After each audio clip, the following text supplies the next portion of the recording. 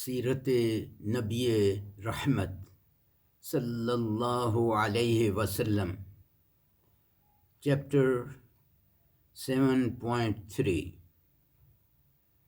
جنگ بدر سے بعد کے چند واقعات۔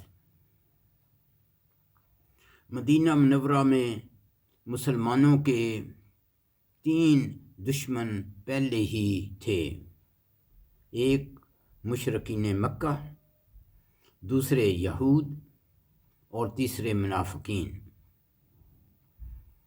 جنگ بدر کے بعد مشرکین مکہ کا مسلمانوں سے انتقام لینے کا غیظ و غضب اور بڑھ گیا۔ مدینہ میں یہود اپنے حسد اور خفیہ کارروائیوں سے اور منافقین اپنی سازشوں کے ذریعے سے مسلمانوں سے اور زیادہ دشمنی کرنے لگے۔ اس دوران ایک چوتھا دشمن بھی رونما ہوا۔ مدینہ کے گرد بدو لوگ ہمیشہ لوٹ گھسوٹ کرتے تھے۔ اسلامی ریاست کے قیام سے ان کے کاروبار پر اثر پڑا، پس وہ بھی مسلمانوں کے دشمن بن گئے۔ رسول اکرم صلی اللہ علیہ وسلم کو ان چاروں دشمنوں کا مقابلہ کرنا تھا، گو ان چاروں کی دشمنی اور طریقے مختلف تھے۔ تاریخ رسول اکرم صلی اللہ علیہ وسلم کی فوجی قیادت کی داد دیتی ہے۔ اب ان بعض جنگی سرگرمیوں کا بیان نہایت مختصر طور پر پیش خدمت ہے۔ نمبر 1، رسول اکرم صلی اللہ علیہ وسلم کے قتل کی سازش۔ ابن ہشام میں ہے، قریش مکہ کے عمیر بن وہب اور صفوان بن امیہ کے درمیان خفیہ طور پر یہ طے پایا کہ صفوان اپنے دوست عمیر کے اہل و عیال اور اس کے قرضے کا ذمہ دار ہوگا، اور عمیر مدینہ پہنچ کر نعوذ باللہ رسول اکرم صلی اللہ علیہ وسلم کا کام تمام کرے گا۔ عمیر نے کہا، میرے پاس مدینہ جانے کی ایک وجہ موجود ہے، میرا بیٹا ان کے پاس قید ہے۔ عمیر اپنی زہر آلود تلوار لے کر مدینہ پہنچا۔ حضرت عمر رضی اللہ عنہ نے اسے دیکھ لیا اور رسول اکرم صلی اللہ علیہ وسلم سے عرض کیا کہ اللہ کا دشمن عمیر اپنی تلوار لے کر آیا ہے۔ آپ صلی اللہ علیہ وسلم نے فرمایا کہ اسے میرے پاس لے آؤ۔ حضرت عمر رضی اللہ عنہ نے آپ صلی اللہ علیہ وسلم کے پاس کچھ انصار کو بٹھا دیا اور انہیں عمیر کے بارے میں ہوشیار رہنے کو کہا۔ حضرت عمر رضی اللہ عنہ عمیر کو گلے سے پکڑ کر آپ صلی اللہ علیہ وسلم کے پاس لے گئے۔ آپ صلی اللہ علیہ وسلم نے فرمایا کہ عمر اسے چھوڑ دو، اور اے عمیر تم قریب آ جاؤ، اور اس سے پوچھا تم کیوں آئے ہو؟ اس نے کہا کہ قیدیوں کے لیے آیا ہوں، آپ احسان فرما دیجئے۔ آپ نے فرمایا یہ تلوار کس لیے؟ اس نے کہا اللہ ان تلواروں کا برا کرے کہ ہمارے کچھ کام نہ آ سکیں۔ آپ نے فرمایا اصل بات تو یہ ہے کہ تم اور صفوان مکہ میں حتیم میں بیٹھے اور تم نے بدر میں مقتولین قریش کا تذکرہ کیا، پھر تم نے کہا کہ اگر مجھ پر قرض نہ ہوتا اور میرے اہل و عیال نہ ہوتے تو میں مدینہ پہنچ کر نعوذ باللہ حضرت محمد صلی اللہ علیہ وسلم کو قتل کر دیتا۔ پھر صفوان نے تمہارے قرض اور اہل و عیال کی ذمہ داری اس شرط پر لی کہ تم مجھے قتل کر دو، لیکن یاد رکھو اللہ میرے اور تمہارے درمیان حائل ہے۔ عمیر نے کہا اس وقت میرے اور صفوان کے سوا کوئی موجود نہ تھا۔ عمیر نے رسول اکرم صلی اللہ علیہ وسلم سے کہا کہ اس وقت میرے اور صفوان کے سوا کوئی موجود نہ تھا، یقیناً یہ بات اللہ نے آپ صلی اللہ علیہ وسلم تک پہنچائی ہے، بس سب تعریف اللہ کے لیے ہے جس نے مجھے اسلام کی ہدایت دی اور اس مقام تک ہانک کر پہنچایا۔ پھر عمیر نے کلمہ شہادت پڑھا۔ آپ صلی اللہ علیہ وسلم نے صحابہ اکرام سے کہا، اپنے بھائی کو دین سکھاؤ، قرآن پڑھاؤ اور اس کی قیدی آزاد کر دو۔ عمیر اسلام سیکھ کر واپس مکہ پہنچ گیا اور وہاں لوگوں کو اسلام کی دعوت دی۔ ان کے ہاتھ سے بہت سے لوگ مسلمان ہوئے۔ یہ سب تفصیل ابن ہشام میں ہے۔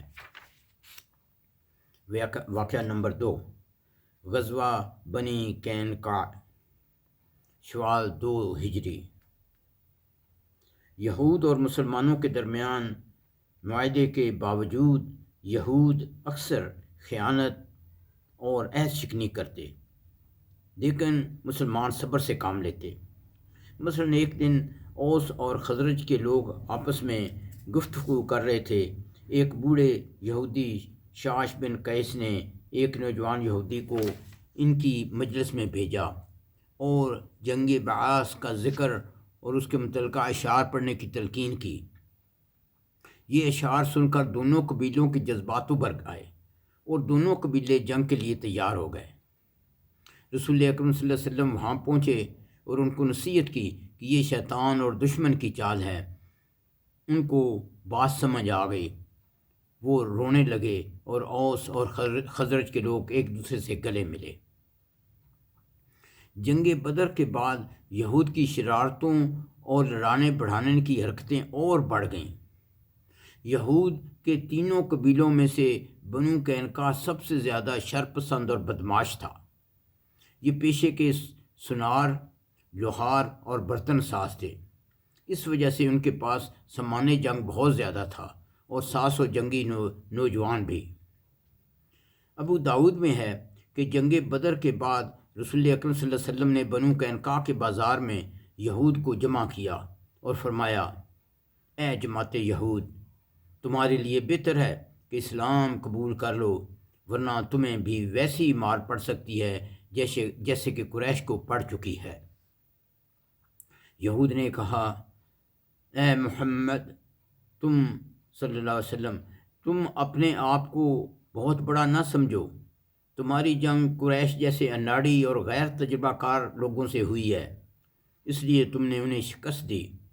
اگر تمہاری لڑائی ہم سے ہوتی تو پتہ چل جائے گا، اگر تمہاری لڑائی ہم سے ہوئی تو پتہ چل جائے گا کہ ہم مرد ہیں اور ہمارے جیسے لوگوں سے تمہارا پالا نہ پڑا ہوگا۔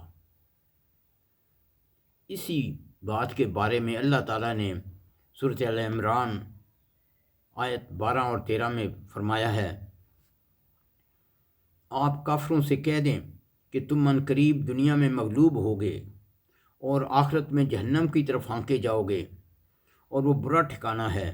یقیناً تمہارے لیے ان 2 گروہوں میں عبرت کی نشانی ہے جو بدر کی لڑائی میں ایک دوسرے کے مقابل ہوئے۔ ایک گروہ یعنی مسلمان اللہ تعالیٰ کی راہ میں لڑتے تھے اور دوسرا گروہ کافروں کا تھا، وہ انہیں اپنی آنکھوں سے اپنے سے دگنا دیکھتے تھے، اور اللہ تعالیٰ جسے چاہے اپنی مدد سے قوت دے دیتا ہے۔ بے شک اس میں دیکھنے والے یعنی عقل مندوں کے لیے بہت بڑی عبرت ہے۔ بنو قینقاع کے اوپر والے جواب سے واضح ہے کہ انہوں نے مسلمانوں سے اعلان جنگ کر دیا، لیکن مسلمانوں نے صبر کیا اور آنے والے حالات کا انتظار کرنے لگے۔ ابن ہشام میں روایت ہے کہ ایک عرب عورت بنو قینقاع کے بازار میں کسی ضرورت کے لیے ایک یہودی سنار کے پاس بیٹھ گئیں۔ یہودیوں نے اس کا چہرہ کھلوانا چاہا مگر اس نے انکار کر دیا۔ اس پر اس سنار نے چالاکی سے اس عورت کے کپڑے کا نچلا کنارہ پچھلی طرف باندھ دیا اور اسے خبر نہ ہوئی۔ وہ عورت اٹھتے وقت بے پردہ ہو گئی تو یہودیوں نے زور کا قہقہ لگایا۔ اس عورت نے شور مچایا، جسے سن کر ایک مسلمان نے اس سنار پر حملہ کر کے اسے قتل کر دیا۔ پھر یہودیوں نے اس مسلمان کو قتل کر دیا۔ اس پر مقتول مسلمانوں کے گھر والوں نے شور مچایا اور یہود کے خلاف مسلمانوں سے مدد مانگی۔ پس مسلمانوں اور بنی قینقاع کے یہودیوں کے درمیان لڑائی چھڑ گئی۔ ان حالات میں رسول اکرم صلی اللہ علیہ وسلم نے مدینہ کا انتظام حضرت ابو لبابہ رضی اللہ عنہ کو دیا اور ایک لشکر کے ہمراہ بنو قینقاع کی طرف بڑھے۔ یہود نے اپنے آپ کو قلعہ بند کر لیا۔ آپ صلی اللہ علیہ وسلم نے یہ محاصرہ 15 دن جاری رکھا۔ پھر اللہ تعالیٰ نے یہود کے دلوں میں رعب ڈال دیا اور انہوں نے اس شرط پر ہتھیار ڈال دیے کہ جو فیصلہ رسول اکرم صلی اللہ علیہ وسلم کریں گے انہیں منظور ہوگا۔ اس کے بعد آپ صلی اللہ علیہ وسلم کے حکم سے ان سب کو باندھ لیا گیا۔ اب عبداللہ بن ابی کا منافقانہ کردار دیکھیے۔ اس نے رسول اکرم صلی اللہ علیہ وسلم سے اصرار کیا کہ انہیں معاف کر دیا جائے کیونکہ میرے قبیلہ خزرج کے حلیف ہیں، لیکن رسول اکرم صلی اللہ علیہ وسلم نے تاخیر کی تو اس نے پھر اصرار کیا۔ رسول اکرم صلی اللہ علیہ وسلم نے اس سے اپنا رخ بدل لیا، لیکن اس نے آپ صلی اللہ علیہ وسلم کے گریبان میں اپنا ہاتھ ڈال دیا۔ آپ نے فرمایا مجھے چھوڑو، لیکن منافق نے اپنا اصرار جاری رکھا اور کہا اس وقت تک نہیں چھوڑوں گا جب تک آپ میرے معاہدین کے بارے میں احسان نہ فرمائیں۔ بالآخر رسول اکرم صلی اللہ علیہ وسلم نے اس منافق کے اصرار پر اس کی خاطر ان سب کی جان بخشی کر دی، البتہ یہ حکم دیا کہ وہ مدینہ سے نکل جائیں۔ چنانچہ یہ سب شام کی طرف کوچ کر گئے۔ تھوڑے ہی دنوں کے بعد وہاں اکثر کی موت واقع ہوئی۔ رسول اکرم صلی اللہ علیہ وسلم نے خمس کو نکالنے کے بعد مال غنیمت مجاہدین میں تقسیم کر دیا۔ اسی ضمن میں تیسرا واقعہ یہ ہے کہ اس کو کعب بن اشرف کا قتل سن 3 ہجری۔ کعب بن اشرف کی ماں بنو نذیر سے تھی۔ کعب بن اشرف کی ماں یہود کے قبیلہ بنو نذیر سے تھی۔ یہ مالدار، بہت خوبصورت اور ایک مشہور شاعر تھا، اور رسول اکرم صلی اللہ علیہ وسلم اور مسلمانوں کے لیے حجف اور اسلام کے دشمنوں کی تعریف کے اشعار پبلک میں پڑھتا تھا۔ پھر یہ مکہ گیا اور اس نے مشرکین کو اپنے اشعار سے بھڑکایا۔ ابو سفیان نے اس سے پوچھا کہ کیا ہم زیادہ ہدایت یافتہ ہیں یا حضرت محمد صلی اللہ علیہ وسلم اور اس کے ساتھی؟ اس نے اہل کتاب ہونے کے باوجود ان سے کہا کہ تم لوگ زیادہ ہدایت یافتہ اور افضل ہو۔ اس پر اللہ تعالیٰ نے سورۃ النساء آیت نمبر 51 نازل فرمائی۔ کیا آپ نے ان لوگوں کو نہیں دیکھا جن کو کتاب یعنی تورات کے علم کا ایک حصہ ملا، اس کے باوجود وہ بتوں اور شیطان کو مانتے ہیں اور کافروں کے حق میں کہتے ہیں کہ یہ لوگ ایمان والوں سے زیادہ ہدایت پر ہیں، اور کافروں کے حق میں کہتے ہیں کہ یہ لوگ ایمان والوں سے زیادہ ہدایت پر ہیں۔ جب کعب بن اشرف واپس مدینہ آیا تو مسلمانوں کی عورتوں کے بارے میں بیہودہ اشعار کہنے شروع کیے اور اپنی بد زبانی سے انہیں سخت اذیت دیتا۔ بالآخر رسول اکرم صلی اللہ علیہ وسلم نے تنگ آ کر مسلمانوں سے پوچھا کہ کون ہے جو اس کا کام تمام کر سکتا ہے، کیونکہ اس نے اللہ اور اس کے رسول کو اذیت دی ہے۔ مندرجہ ذیل صحابہ اکرام نے اپنی خدمات پیش کی۔ حضرت محمد بن مسلمہ بطور کمانڈر، حضرت حارث بن اوس، حضرت ابو عبس بن جبر، حضرت عبادہ بن بشر، حضرت سلقان بن سلامہ جس کی کنیت ابو نائلہ تھی، اور جو کہ کعب بن اشرف کے رضائی بھائی تھے، ان سب نے اپنی خدمات پیش کی۔ حضرت محمد بن مسلمہ نے رسول اکرم صلی اللہ علیہ وسلم سے عرض کیا کہ یہ کام سر انجام دینے کے لیے مجھے اس سے کچھ بھی کہنے کی اجازت فرمائیے۔ آپ نے فرمایا اجازت ہے۔ پھر حضرت محمد مسلمہ رضی اللہ عنہ کعب بن اشرف کے پاس گئے اور کہنے لگے کہ یعنی رسول اکرم صلی اللہ علیہ وسلم نے صدقہ لاگو کر کے ہمیں مشقت میں ڈال دیا ہے۔ کعب نے کہا واللہ ابھی تم اور بھی اکتا جاؤ گے۔ حضرت محمد بن مسلمہ نے کہا ہم تو محض اس کے انجام کا انتظار کر رہے ہیں۔ اچھا، آپ ہمیں چند وسق غلہ دیں۔ کعب نے کہا، اس کے لیے میرے پاس کچھ رہن رکھو۔